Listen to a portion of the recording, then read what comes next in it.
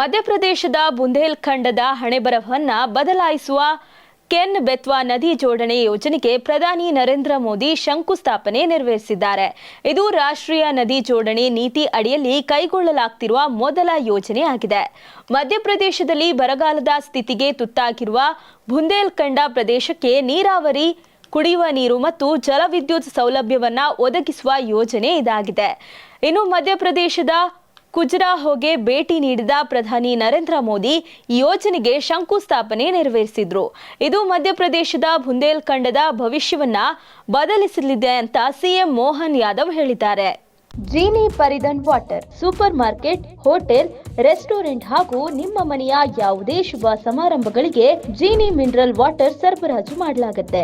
ಕೆನ್ ಬೆತ್ವಾ ನದಿ ಯೋಜನೆಗೆ ಸಂಬಂಧಿಸಿದಂತೆ 2021ರಲ್ಲಿ ಉತ್ತರ ಪ್ರದೇಶ, ಮಧ್ಯಪ್ರದೇಶ ಮತ್ತು ಕೇಂದ್ರ ಸರ್ಕಾರಗಳು ಒಪ್ಪಂದ ಮಾಡಿಕೊಂಡಿದ್ವು. ಇದಕ್ಕಾಗಿ ಒಟ್ಟು 44,605 ಕೋಟಿ ರೂಪಾಯಿ ವೆಚ್ಚ ಮಾಡೋಕೆ ಕೇಂದ್ರ ಸಚಿವ ಸಂಪುಟ ಕಳೆದ ವರ್ಷ ಒಪ್ಪಿಗೆ ನೀಡಿತು.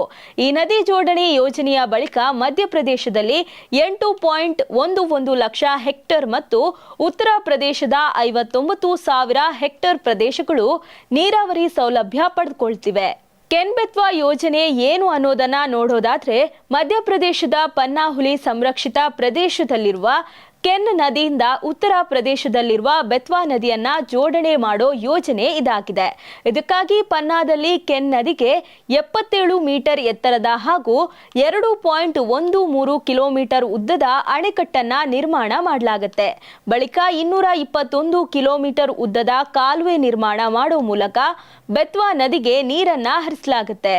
ಈ ಯೋಜನೆಯಿಂದ ಬರಗಾಲದಿಂದ ತೊಂದರೆಗೆ ಈಡಾಗಿರುವ ಬುಂದೇಲ್ಖಂಡ ಪ್ರದೇಶಕ್ಕೆ ನೀರು ಸಿಗುತ್ತೆ.